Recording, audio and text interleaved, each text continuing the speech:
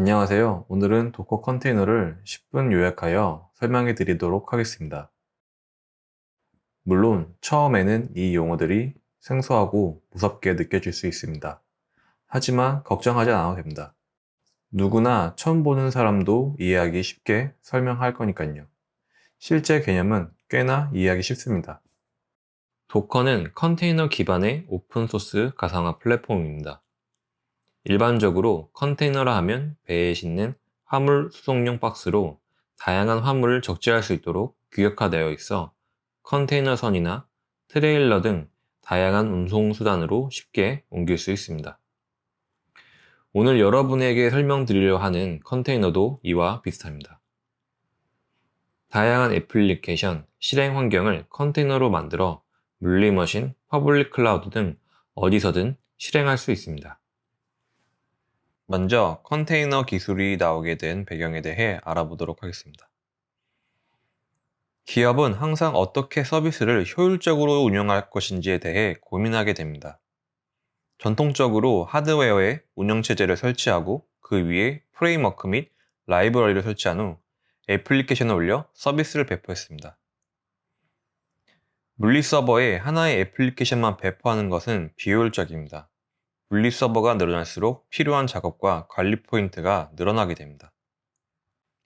그래서 물리서버에 여러 애플리케이션을 배포하면 겉보기에는 문제가 없어 보일 수 있지만 애플리케이션이 의존성을 갖는 프레임워크 및 라이브러리를 하나의 서버에 설치하게 되면 충돌이 발생될 수 있습니다.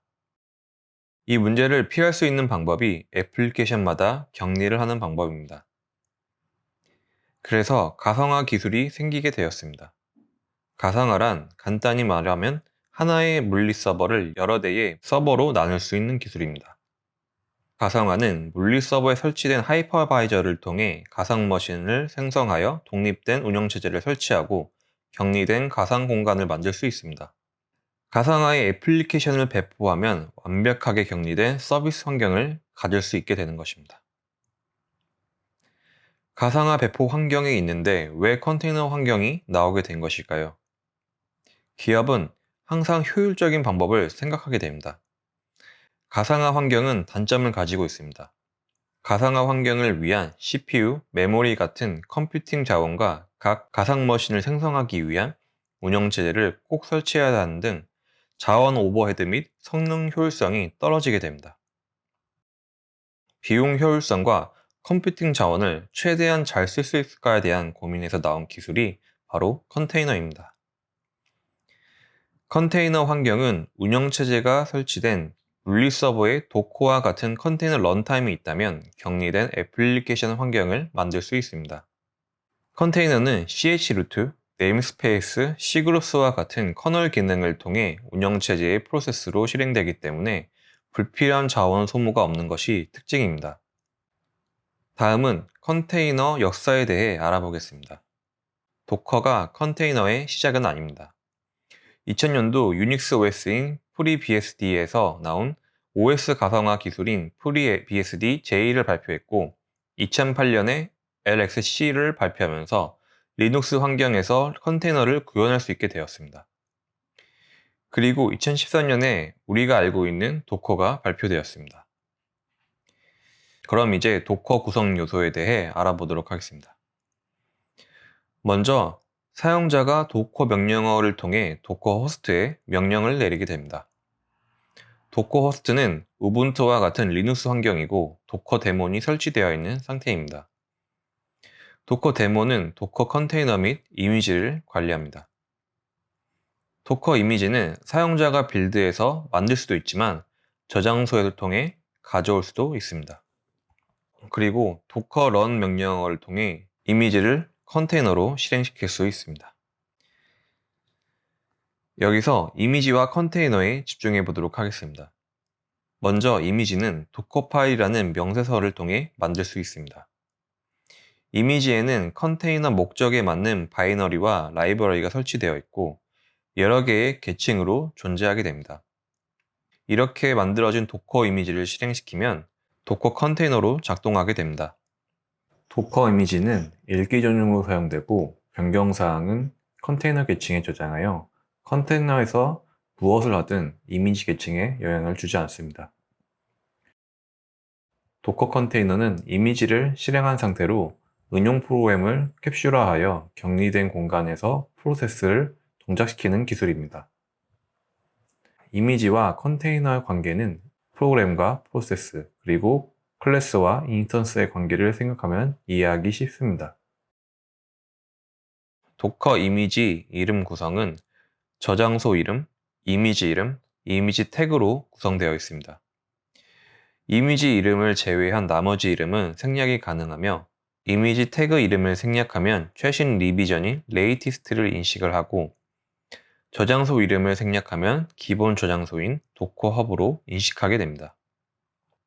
도커를 제대로 이해하려면 도커 레이어 아키텍처에 대한 이해가 필요합니다. 도커 구성 요소에서 이미지를 이야기할 때 이미지가 여러 계층으로 구성되어 있다고 했습니다. 예를 들어 살펴보겠습니다. 우리가 개발한 웹앱을 우분투 환경에서 엔진엑스 웹서버로 배포한다고 했을 때 먼저 우분투 이미지가 필요합니다. 이 우분투 이미지에 웹앱을 서비스하기 위한 엔진엑스를 설치하면 레이어 C 위에 엔진엑스 바이너리가 설치되면서 새로운 레이어가 생성됩니다. 그리고 개발한 웹앱 소스를 올리면 엔진엑스 레이어 위에 웹앱 소스 레이어가 추가됩니다. 만들어진 웹앱 이미지를 컨테이너로 실행하면 웹앱 이미지 레이어 위에 컨테이너 일기쓰기 레이어가 추가되면서 컨테이너가 실행됩니다.